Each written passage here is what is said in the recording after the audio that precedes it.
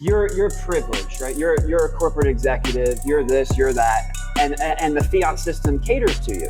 You're closest to the money printer. Yeah. So you're benefiting the most. Right. There is no money printer in Bitcoin. Right. It's proof of work. Right. Those who work the hardest get rewarded the most. Mm-hmm. It's a different idea for a better money and better world with no bias in the financial system. Yeah. You have people who say, I want nothing to do with the state. I want nothing to do with the government. Yes. And there's validity in that because of the overreach and the abuse of trust. Yes. But at the same time, it's like, we have to be careful how we approach this, right? We don't want we don't want to give ammo to the Elizabeth Warrens of the world. Yes. We tokenize the dollar.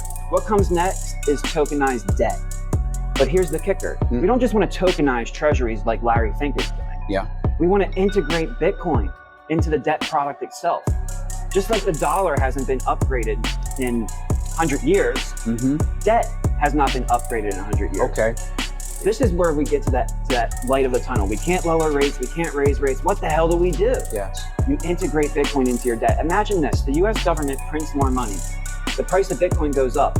But a US Treasury bill, the yield goes up because the value of the Bitcoin is now producing a portion of that yield. The higher yield creates demand. Yes. So the more money you print, the higher your yield on your bond goes. The higher yield, the more people want your dollars. If the government can embrace the Bitcoin mindset of being open-minded and being innovative, it really could be the light at the end of the tunnel. And at People's Reserve, we want to paint that picture for them. Okay.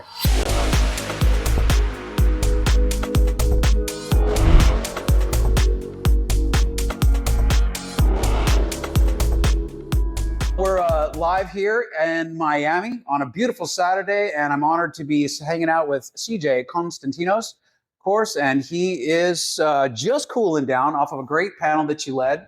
Well done out there. Thank you. Thanks for doing the heavy lifting. The topic, always pretty dicey, and a fascinating panel of people with great intelligence. Everybody has such a unique kind of spin on things. Was the perspective shared? Does it feel like everyone was kind of in line? Like you get a little bubble kind of a chamber, echo chamber kind of stuff going on? Or was it more contrasting? Like, how do you read it when you get those personalities? Yeah, definitely some clash in there, but in a good way. It's like you're on the same team. It's a sports, and you got to figure out a strategy. True. And that strategy is, I think we can win this way. And the other person says, well, I think we can win this way. And you got to find a way to meet in the middle. Because what happens is that you have people who say, I want nothing to do with the state. I want nothing to do with the government. Yes. And, there's validity in that because of the overreach and the abuse of trust. Yes. But at the same time, it's like, we have to be careful how we approach this, right? We don't want we don't want to give ammo to the Elizabeth Warrens of the world. Yes, right. And let them come and make us the bad guy. Right. So I thought the panel was a great demonstration of meeting in the middle, taking a Mike McGlone, a commodity specialist, and a Chris, a hedge fund billion-dollar trader, and meeting in the middle to find a solution. And that's what Bitcoin is about. Bitcoin is the solution to our problem. Mm-hmm. Yeah, I think you handled it incredibly well because it was so fascinating to hear all of them.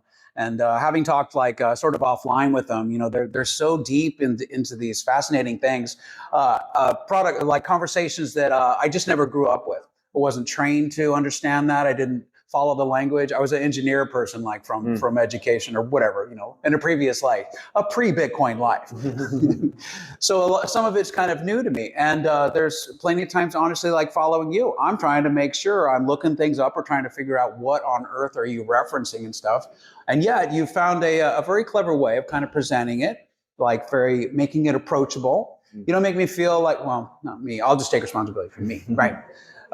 It's not a thing where I feel like, oh, I'm so lost. I could never, ever talk to CJ because he's just so far in the clouds and I'm just nickel and diming down here. I'm not cool enough. I'm not wealthy enough or whatever.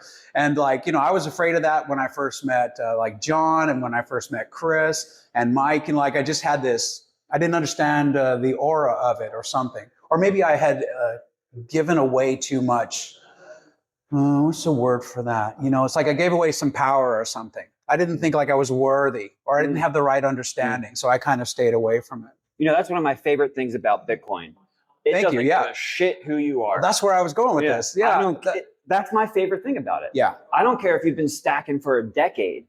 I don't care if you have $100 million in Bitcoin. Bitcoin's going to treat you the same way as if you had $10 in Bitcoin. Yes. And that's why it's a better money for a better world, because there's no bias. Right. Right now, the bias is not necessarily, well, you're like this, so you can't participate. And eventually, if we let it go, it will get to that.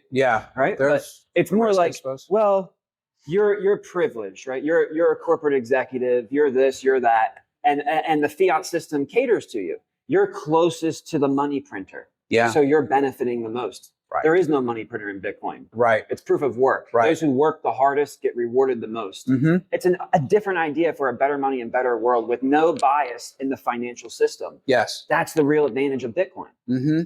Mm-hmm. You're absolutely right. And that's why I was going there with that.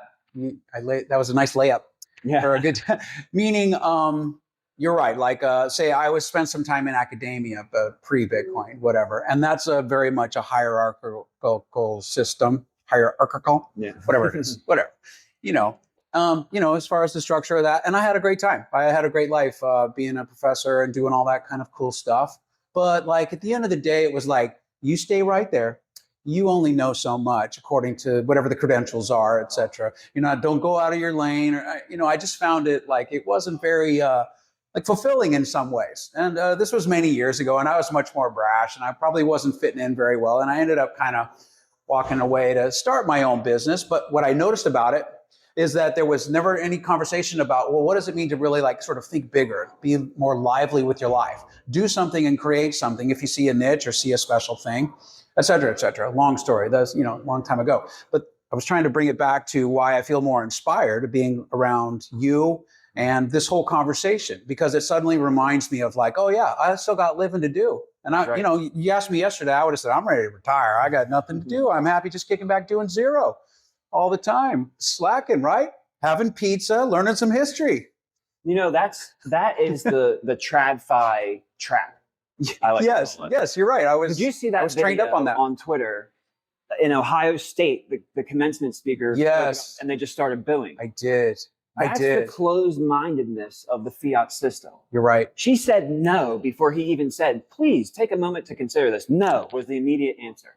Bitcoiners are open-minded. Yes. We'll take an extra second to let you speak, and so we can understand your point, analyze your point, and then build to the next level. Fiat is kind of in this modern monetary theory mindset where they're like, if you do it this way, this is the only way because this is the best way because we say so. Bitcoin is an open network where if you have something you want to contribute to Bitcoin, the community can then analyze that contribution, value it, and then even make that change. So we've seen SegWit, we've seen Taproot. These are all upgrades to Bitcoin. Yes. I can't remember the last time fiat was upgraded. Right. It's a closed system for closed-minded people. Bitcoin opens the doors to everybody. Yes. Yeah, thank you for making that academic connection, because that was kind of the thing that I was referencing. And that was what's the word for that? It was like spectacle. It was almost astonishing to see, like, really? A stadium full of people and they all moaned and groaned? Yeah. Were they living under rocks? Oh, wait, they are. They've been taught to only be that way. And that's at $60,000 Bitcoin. That's right. Yeah, at 60, right? 60,000. Now, look, in March 2020, Bitcoin crashed, flash crashed, liquidity crisis, $3,000. Right? Yes. Yeah. We 20x'd to 60K. Right. Now you hear a lot of people in Bitcoin talking about it's not going to go over 100,000. Maybe it gets to 200,000, diminishing returns. But the same abuse of the system that took place post-COVID is the same abuse of the system that took place today.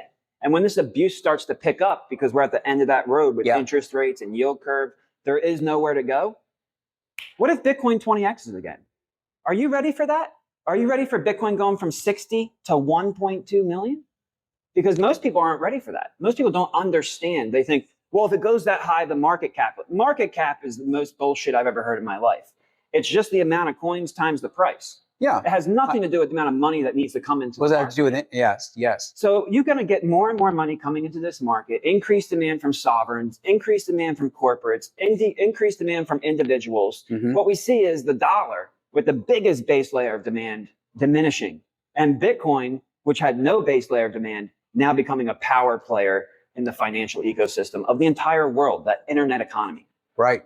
Yes, indeed. It's so fascinating in our lifetimes, right? Wow. What a time and to be I'm alive. A boomer. Like what a time to be alive. I remember black and white, TV or something when I was a kid. Are you available to talk about, I know the People's Reserve, right? Tell me about that channel. What's going on there? Yeah, so People's Reserve is a company I started like 2.5 years ago. Okay. We're going to go live by the end of the year. And I think we're going to take the market by storm. We did something that no other company does, which is I took my intellectual property and I contractually assigned it. So I took my intellectual property, or I should say it like this. I took the intellectual property and I contractually assigned it to People's Reserve. People's Reserve put me under NDA, even as the founder. So there's certain ways that you can go about crypto and go about Bitcoin. And our focus at People's Reserve is that Bitcoin is money and nothing else can compete with it. It's the most pristine form of collateral in the world. Yes. So for people who have been in a while and have a lot of wealth in the internet economy, how do I get that wealth from the internet economy to the real world without paying capital gains, without hitting all these different obstacles? Well, you have to borrow against it, right? If Elon Musk can borrow against his Tesla shares to buy X, I need to be able to borrow against my Bitcoin to buy an investment property, to start a business, whatever it is. And what that does is it opens up the economy. It stimulates the economy. Mike McGlone, who I love from Bloomberg, was on the panel with us.